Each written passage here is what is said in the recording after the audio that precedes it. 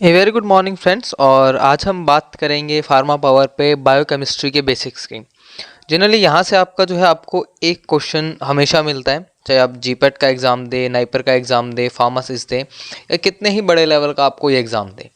एक क्वेश्चन आपका हमेशा यहाँ से रहता है। आपका देखेंगे जीपेट में, नाइपर में, गेट अगर आप बायोकेमिस्ट्री से देते हैं, लाइफ साइंस से देते हैं, या इससे कोई हायर लेवल का एग्ज़ाम देते हैं, even the exam for the PhD, तो आपका एक क्वेश्चन रहता है। तो इस बेसिक में हम पढ़ने क्या वाले हैं वो हम देख लेते हैं। ये आपकी एक छोटी सी वीडियो है लेकिन क्वेश्चन कन्फर्म्ड है। सबसे पहले आप देखेंगे साइट्स ऑफ बायोकेमिस्ट्री रिएक्शन की जो साइट्स हैं वो क्या है।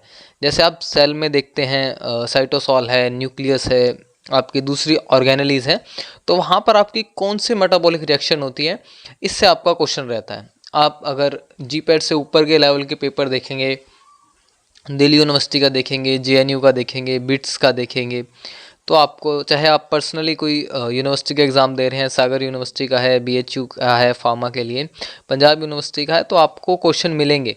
और ये आपका बायोकेमिस्ट्री का सबसे इंपॉर्टेंट क्वेश्चन रहता है कि साइटोसोल्स में कौन सी रिएक्शंस होती हैं। जो आपका जो है साइटोसोल, जो आपका फ्लूइड वाला पोर्शन है, उसमें आपकी कौन सी रिएक्शंस होती हैं।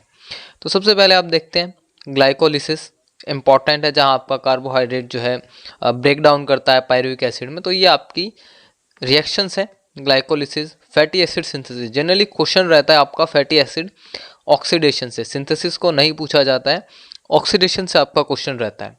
नेक्स्ट आपका HMP shunt, that is hexose monophosphate shunt, इससे आपका क्वेश्चन रहता है।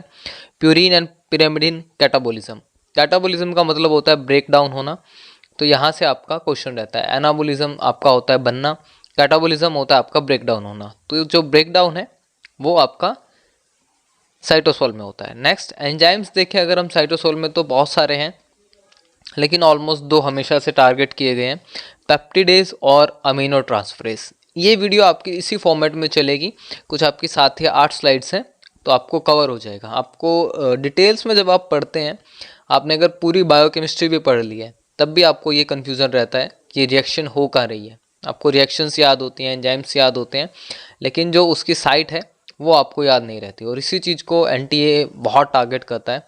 तो साइटोसॉल में आपका glycolysis, fatty acid synthesis, synthesis को आप ध्यान रख सकते हैं कि यहाँ पर सिंथेसिस हो रहा है, ऑक्सीडेशन नहीं हो रहा है।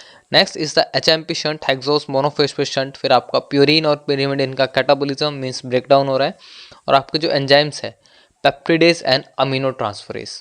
तो ये आपको साइटोसोल का जो है पूरा हालचाल, पूरी जो रिएक्शंस है वो ये है।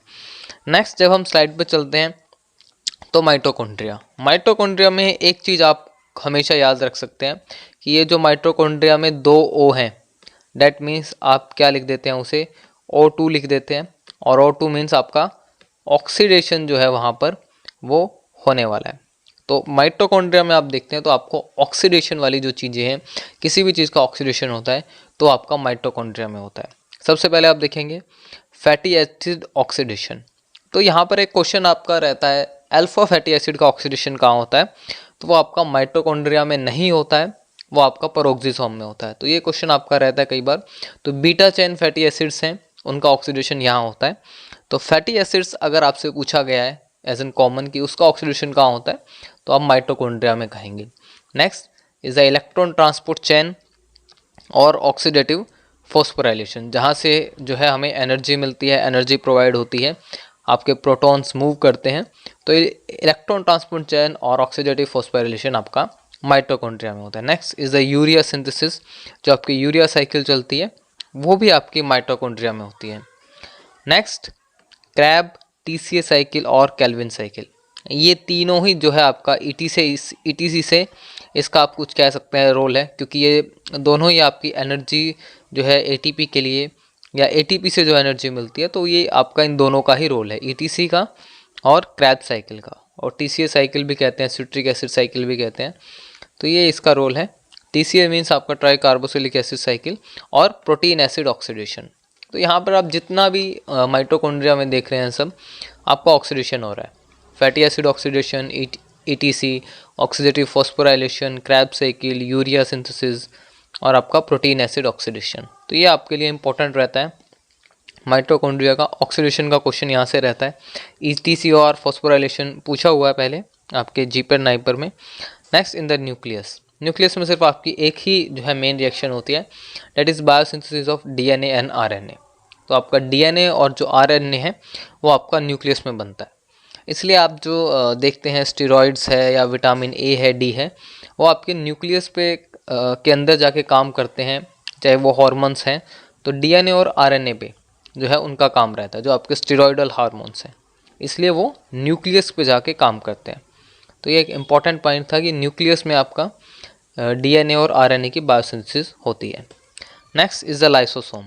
लाइसोसोम हमें पता है कि सब चीज़ों को तोड़ता है जो वेस्ट है। तो एक क्वेश्चन रहता है जनरली, लाइसोसोम और ये लाइसोजाइम, ये आपका एक एंजाइम है और लाइसोसोम आपका ऑर्गेनेली का नाम है। तो इन दोनों में आपको कंफ्यूज नहीं होना है। लाइसोजाइम एक एंजाइम का नाम है। फिर उसके बाद जो आपका टीयर्स में होता है, स्लाइवा में होता है और लाइसोसोम में ही मिलता है। फिर न्यूक्लियस, हाइड्रोलेस, एस्ट्रेजेस, फोस्फोलाइफेज, फोस्फोएस्ट्रेज, प्रोटीएज, ये सारे एंजाइम्स हैं जो आपको लाइसोसोम में मिलते हैं। और ब्रेकडाउन, जो भी आपका वेस्ट मटेरियल है, प्रोटीन्स हैं, कार्बोहाइड्रेट्स हैं, कुछ भी है, उसका ब्रेकडाउन जो है आपका लाइसोसोम में होता है। Next is the endoplasmic reticulum. यहाँ से क्वेश्चन आपका JNU में रह चुका है, ICMR में रह चुका है, GPET में रह चुका है, तो इम्पॉर्टेंट है।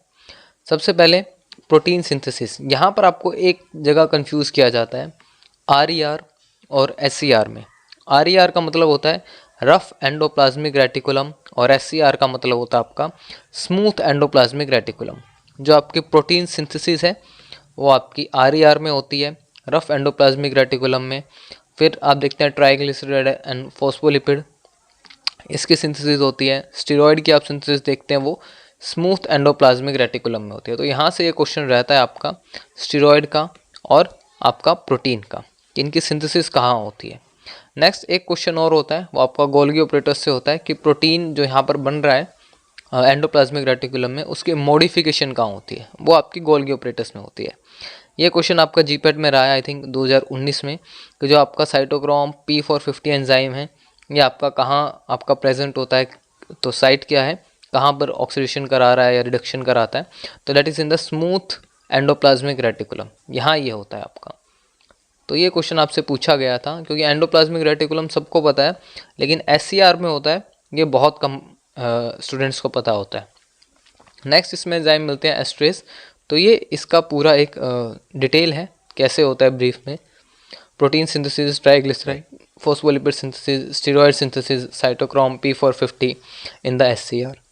Next Golgi operators, that is the protein modification. इसको हम पोस्ट ऑफिस ऑफ सेल भी कहते हैं, क्योंकि यहीं आपका बताता है कि कौन से प्रोटीन को कहाँ भेजना है, वो आपका गोल्गी ऑपरेटर्स ही डिसाइड करता है। तो ग्लाइकोसाइलेशन, ग्लैक्टोसाइलेशन, ये आपकी प्रोटीन में मॉडिफिकेशन करता है, दैट इज़ गोल्गी ऑपरेटर्स। तो इसे पोस्ट ऑफिस ऑफ सेल भी कहा जाता है।